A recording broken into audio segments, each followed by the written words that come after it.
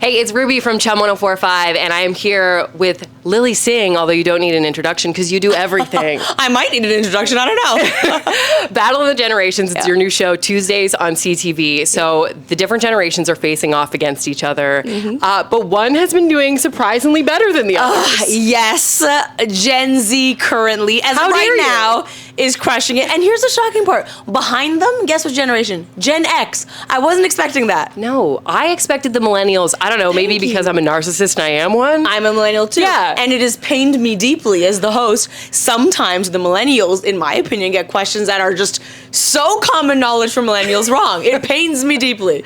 What do you do when someone gets a super easy question and you're sitting there just like, is it really hard not to It just is. jump in and be like, 'Cause here's- Furby? Yeah, because here's the thing. I actually don't know the answers in advance. I'm playing the game right along with the contestants, but every once in a while, of course, my own life experience, I know the answer, and I have to hold a little bit of a poker face, but sometimes I can't. There's been times when I've straight up just collapsed on the stage. I'm just like, I refuse. I'm staging a walkout. If you didn't know that answer, I'm staging a walkout. What do? I make fun of them. Yeah, I feel like that's the only move that you can do. That's the only move.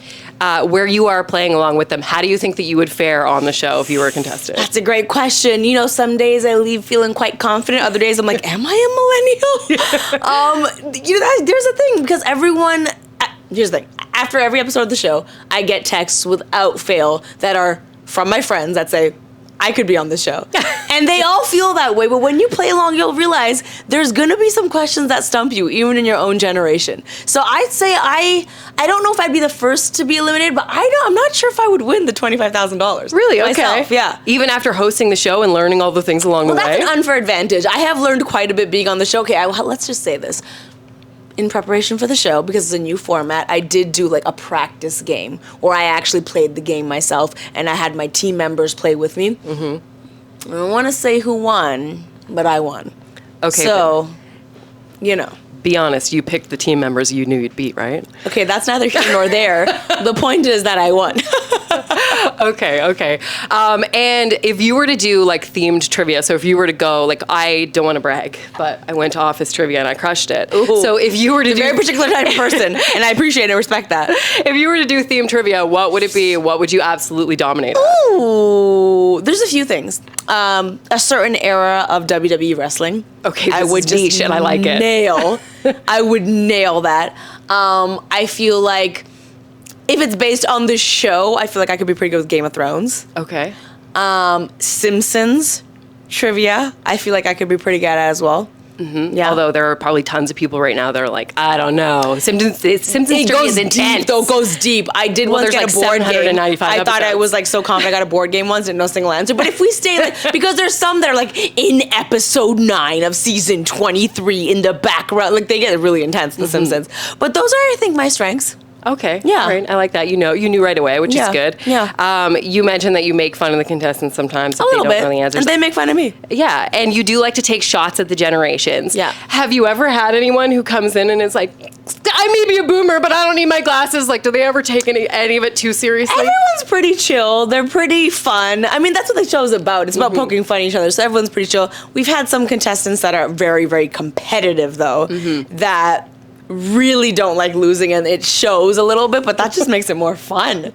That would be me, I feel. 100%. I'd knock over the podium. It would be a whole thing. The thing about this show is the question that could knock you out could be something ridiculous. And you're like, I can't believe this knowledge about a Gen Z slang word is the thing that is sending me home. So it's just the way the show is set up is very interesting to get people's competitive spirits out. Well, I don't want to spoil it, but I know there was one contestant who did say, I can't believe I won with Hocus Pocus? Yeah?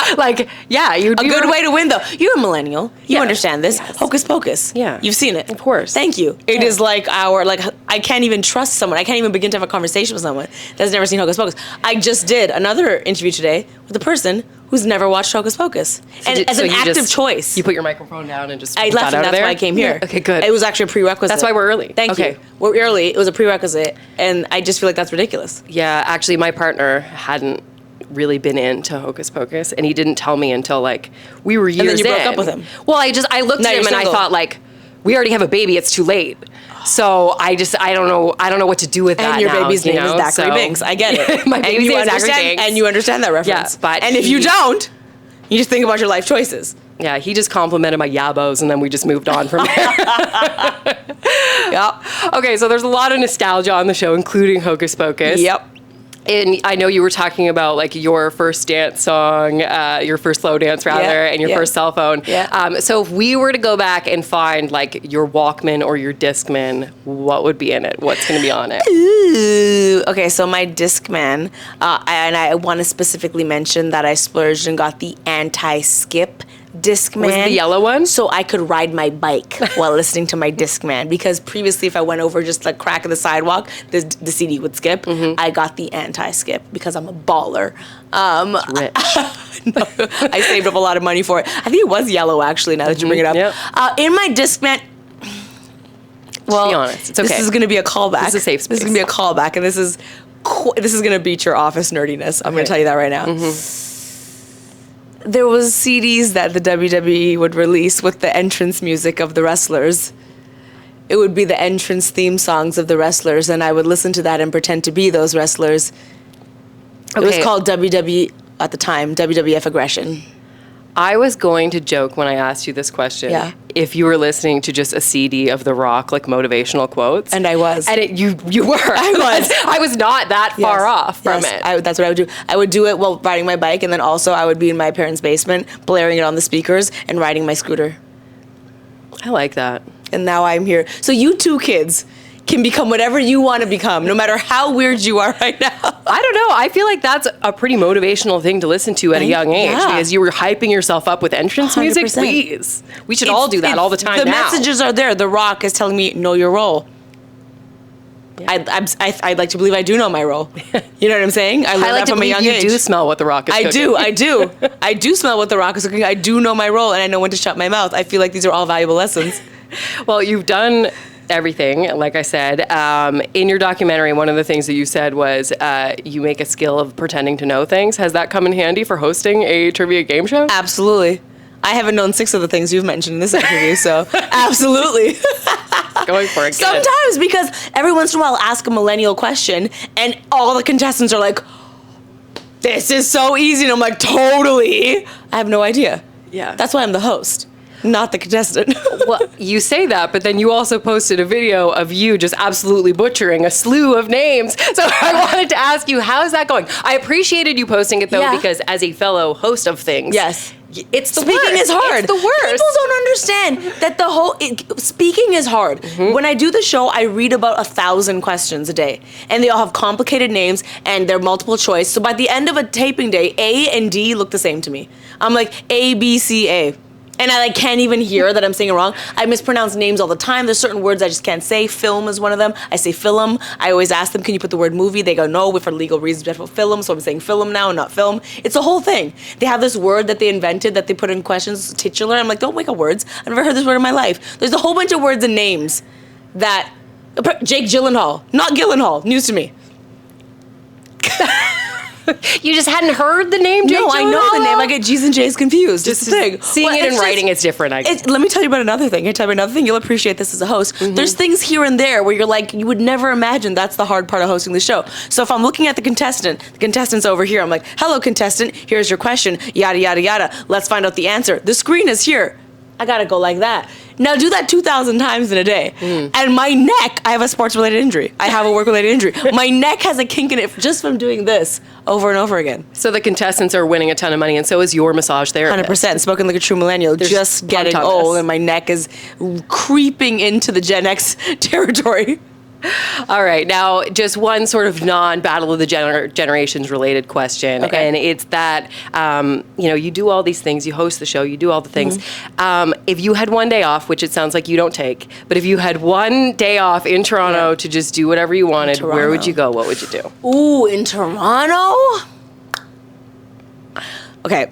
I definitely would want, what me and my friends used to do a lot is we used to go to Center Island or any of the beaches in that area, do a little bonfire action, just watch the sunrise. I just want to spend time with my friends.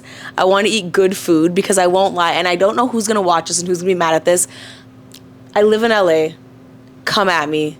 The food is trash. When you've been raised in Toronto, Toronto food is amazing. I know people are going to be upset at this, but I said what I said, and I'm dying on this. So Toronto food is amazing. I agree. You can't get good Jamaican food. You can't get great Indian food. You can't get great, like, cultural food. And also, I would just eat everything. I would eat, like, 10 Jamaican patties for breakfast. I would just, like, go to Scarborough Town Center and just, like, walk through the mall. You know, do a bonfire, go to center. I love just to be basic. That's what's going to be basic. That sounds like a great Yeah. day. Eat Jamaican patties, watch the film Hocus Pocus. Yeah, I don't know if this is like stereotypical Toronto, but like I just want an ice cap too. On hot summer days, I'm like, nothing hits like an ice cap. Yeah. You know? All right. Sounds like a great day. Yeah. Also, the last thing I'm going to say, this is not a brand deal. In my life in Toronto, when there was something that deserved celebration, when there was a meal where you're like, this is an important meal, where would I go? You want to know where I go? Pizza Hut. Because Pizza Hut pizza is phenomenal. This is not an ad. I'm not being paid for this. So I had this mentality. I reluctantly had to move to the States. I actually love where I live, but I moved there. And so I had the same mentality. Something amazing happened. Let's go to Pizza Hut. Trash. Absolute trash. It's not the same. I think I would go, you know what? I would go to Pizza Hut. You go to Pizza Hut, if you're watching this, Pizza Hut Canada, if you're watching this, please hit your girl with a gift card. Hit me with something, because Pizza Hut in the rest of the world, they need to take notes from Pizza Hut Canada. That's all I'm saying. And I would like some too, because I facilitated this. 100%. So 100%. Send us some stuff for pizza, please. Yeah. I agree with that. I agree with that. All right, Battle of the Generations, Tuesdays on CTV. You can catch up on Crave, watch all the episodes, and you too will watch it and think, like, I could crush at this show, but could you? Could you? And also, if you think you could, tag me at Lilly and tag at Battle of Generations. Let me know if you actually got the questions right, because people talk a big game, but live watch it and let me know your answers to the questions. I want to see how well you do. Also, Pizza Hut. Thanks for coming in. Thank you, Pizza Hut.